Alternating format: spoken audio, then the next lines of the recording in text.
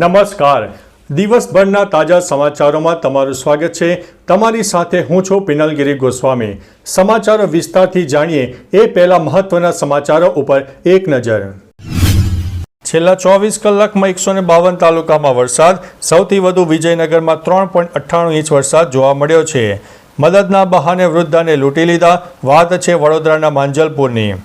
BJR સ્કીમનો આરોપી ભૂપેન્દ્ર ઝાલાને જામીન મળી ગયા છે. શુભાંશુ શુક્લાના નામે શરૂ કરાશે શિષ્યવૃત્તિ. સરદાર સરોવર ડેમ છલકાવવાની તૈયારીમાં જોવા મળ્યો છે.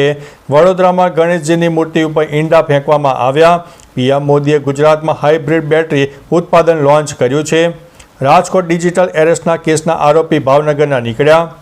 મુખ્ય રસ્તાઓ ધોવાઈ જતા પોળો ફોરેસ્ટ બંધ કરવામાં આવ્યું છે. વાત છે સાબરકાંઠા જિલ્લાની. મેંદરડા મેઘતાંડવથી ખેતરો અને ખેડૂતો તબાહ થઈ જવા પામ્યા છે.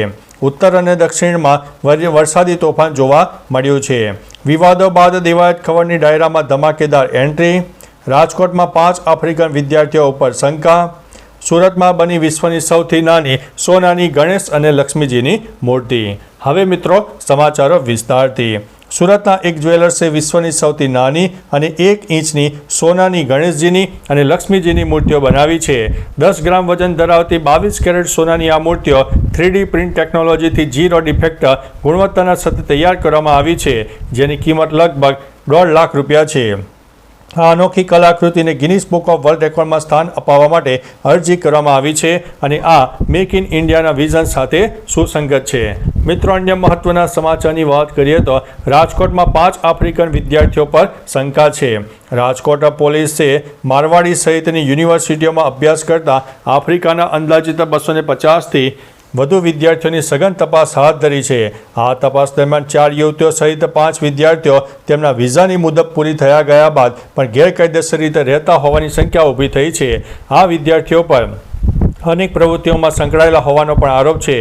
જો સાબિત થશે તો તેમને રિપોર્ટ કરવામાં આવશે. મિત્રો, અન્ય મહત્વના સમાચારની વાત કરીએ તો વિવાદો બાદ દેવાયત ખવડની ડાયરામાં ધમાકેદાર એન્ટ્રી. વિવાદો બાદ પ્રથમ વખત દેવાયત ખવડ જોવા મળ્યા ડાયરામાં. સુરેન્દ્રનગરના સાયલાના ધજાડા ગામે રહ્યા હતા હાજર. લોમે વધામમાં યોજાયેલા ડાયરામાં જોવા મળ્યા હતા ખવડ. ભાદરવી બીજ નિમિત્તે લોમા બાપુની જગ્યામાં હતો લોક ડાયરો. દેવાયત ખવડે અન્ય કલાકારો સાથે ડાયરાની રમઝટ બોલાવી હતી. મિત્રો, અન્ય મહત્વના સમાચારની વાત કરીએ તો ઉત્તર અને દક્ષિણમાં વરસાદી તોફાન. હવામાન વિભાગે અનેક રાજ્યોમાં રેડ અને યલો એલર્ટ આપ્યું છે. જમ્મુ કાશ્મીર, હિમાચલ પ્રદેશ, પંજાબ, હરિયાણા, દિલ્હી અને ઉત્તર દરિયાકાંઠાના આંધ્રપ્રદેશ વિસ્તારોમાં ભારે વરસાદની શક્યતા રહે છે. જમ્મુ કાશ્મીર, હિમાચલ, પંજાબના કેટલાક જિલ્લામાં શાળાઓ બંધ રાખવાનો નિર્ણય લેવામાં આવ્યો છે. ભારે વરસાદને કારણે નદી નાળા ઉફાન ઉપર આવવાની શક્યતા હોવાથી લોકોને સાવચેત રહેવા માટે અપીલ કરવામાં આવી છે. મિત્રો, અન્ય મહત્વના સમાચારની વાત કરીએ તો મેંદરડામાં મેઘતાંડવથી ખેતરો અને ખેડૂતો તબાહ થઈ ગયા છે. જૂનાગઢના મેંદરડા તાલુકામાં 5 દિવસ પહેલા પડેલા ધોધમાર વરસાદે ભયાનક તબાહી સર્જી છે. 15થી વધુ ગામોમાં ખેતરો અને વોકડાના પાડા તૂટી જતા ઊભા પાકને વ્યાપક નુકસાન થયું છે. ખેડૂતોના મોઢા આવેલો કોળિયો પણ છીનવાઈ ગયો છે. ખેતરો જોવાઈ જતા મગફળી, કપાસ અને તલ જેવા પાકો સંપૂર્ણપણે નાશ પામ્યા છે અને પાણીના પ્રચંડ પ્રવાહ સાથે તણાઈને આવેલા મોટા પથ્થરો ખેતરમાં પથરાઈ ગયા છે. મિત્રો, અન્ય મહત્વના સમાચારની વાત કરીએ તો મુખ્ય રસ્તો ધોવાઈ જતા પોળો ફોરેસ્ટ બંધ. સાબરકાંઠા જિલ્લાના પોળો ફોરેસ્ટમાં ચોમાસાના સૌંદર્યનો આનંદ માણવા માટે પ્રવાસીઓ મોટી સંખ્યામાં આવતા હોય છે, પરંતુ ભારે વરસાદથી હરણાવ નદીમાં આવેલા પૂરને કારણે મુખ્ય રસ્તો ધોવાઈ જતા પ્રવાસીઓ માટે બંધ કરી દેવામાં આવ્યો છે. સાણેશ્વરથી જૈન મંદિર વિસ્તાર અને અન્ય રસ્તાઓ પર ધોવાઈ જતા વાહન વ્યવહાર અટકી ગયો છે. પ્રવાસીઓની સુરક્ષાને ધ્યાનમાં રાખીને વહીવટીતંત્રએ હાલ પોળો ફોરેસ્ટ બંધ કરવાનો નિર્ણય પણ લીધો છે. મિત્રો, અન્ય મહત્વના સમાચારની વાત કરીએ તો રાજકોટ ડિજિટલ એરેસ્ટના કેસના આરોપી ભાવનગરના. રાજકોટમાં નિવૃત્ત કોર્ટ ક્લાર્ક સાથે નકલી દિલ્હી ક્રાઇમ બ્રાન્ચ ઓફિસર બનીને 45 દિવસ સુધી ડિજિટલ એરેસ્ટ કરીને 88 લાખથી વધુની ઠગાઈ કરી. રાજકોટ સાયબર ક્રાઇમે ગણતરીના કલાકોમાં ભાવનગરના 3 આરોપી બ્રિજેશ પટેલ, મોહસિન શેખ, મોહમ્મદ હલારીને ઝડપી પાડ્યા. તપાસમાં જાણવા મળ્યું કે બ્રિજેશે એકાઉન્ટ ખોલાવીને ભાડે આપીને કમિશન મેળવ્યું હતું, જ્યારે અન્ય બંને આરોપીઓ કમિશન એજન્ટ તરીકે કાર્યરત હતા. મિત્રો, અન્ય મહત્વના સમાચારની વાત કરીએ તો પીએમ મોદીએ ગુજરાતમાં હાઇબ્રિડ બેટરી ઉત્પાદન લોન્ચ કર્યું. અમદાવાદમાં પ્રધાનમંત્રી નરેન્દ્ર મોદીએ તોશિબા, ડેન્સો અને સુઝુકી વચ્ચેના સંયુક્ત સાહસ દ્વારા બનાવેલા TDS લિથિયમ અને આયન બેટરી પ્લાન્ટમાં હાઇબ્રિડ બેટરી ઇલેક્ટ્રોડના સ્થાનિક ઉત્પાદનની શરૂઆત કરી છે.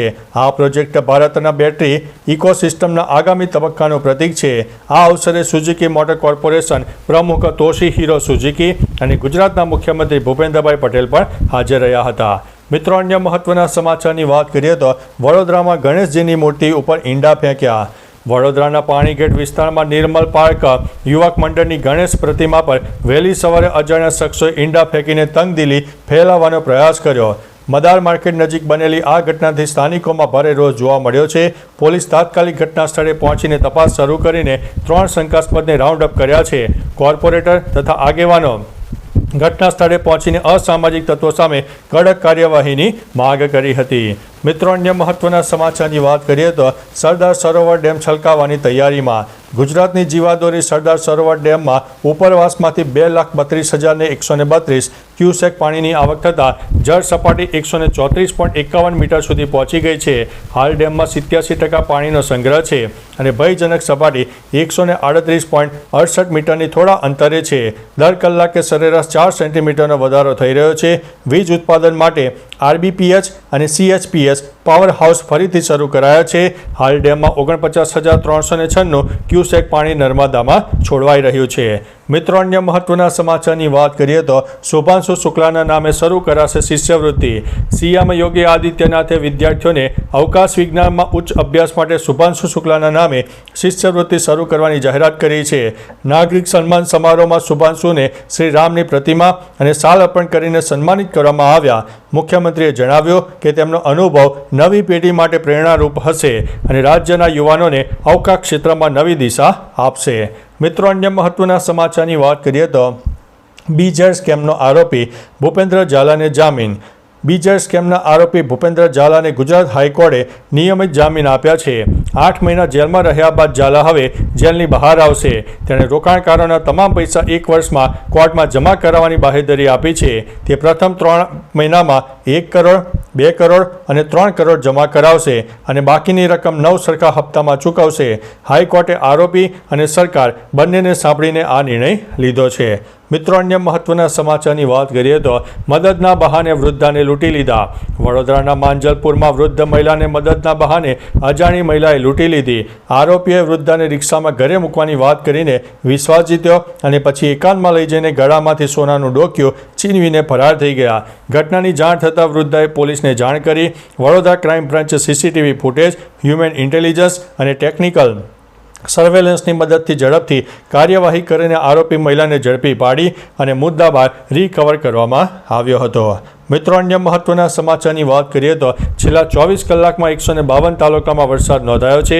સૌથી વધુ વરસાદ વિજયનગરમાં 3.98 ઇંચ વરસાદ નોંધાયો છે.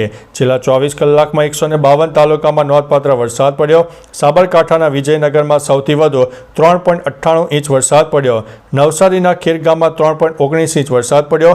ગુજરાતના 28 તાલુકામાં 1 ઇંચથી વધુ વરસાદ નોંધાયો છે. ઉપરાંત ભાવનગર, દાહોદ અને છોટાઉદેપુરમાં હજુ પણ વરસાદની શક્યતા રહે છે.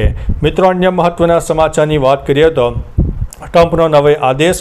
ધ્વજ સળગાવનારને થશે જેલની સજા અને કેશલેસ જામીન રદ થશે. અમેરિકાએ એક નવો પ્રસ્તાવ રજૂ કર્યો છે.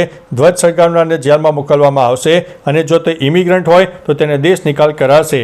અમેરિકામાં ધ્વજ સળગાવવો તે એક મોટો ગુનો છે. તો ચાલો મિત્રો, ફરીથી દેશ અને દુનિયાના સુપરફાસ્ટ સમાચાર લઈને મળતા રહીશું. ત્યાં સુધી અમને રજા આપશો. નમસ્તે.